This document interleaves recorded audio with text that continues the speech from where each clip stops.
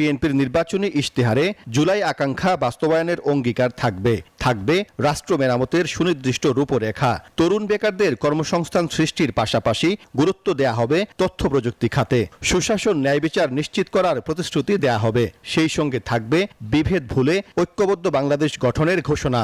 2024-এর স্বাস্থ্যকর all time honeycomb, সব সময় অল টাইম হেলদি লাইফ।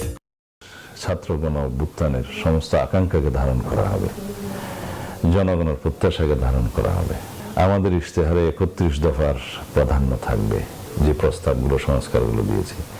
রাষ্ট্র কাঠামো সংস্কারের বক্তব্যগুলো থাকবে। সুতরাং আগামীতে আমরা যে নির্বাচনী ইশতেহার প্রণয়ন করব, সেটা হবে একটি জাতির মুক্তির সনদ।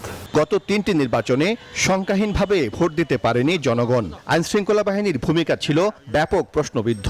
অনেকে মনে করেন অন্তর্বর্তী সরকারের 1 বছরেও পরিস্থিতি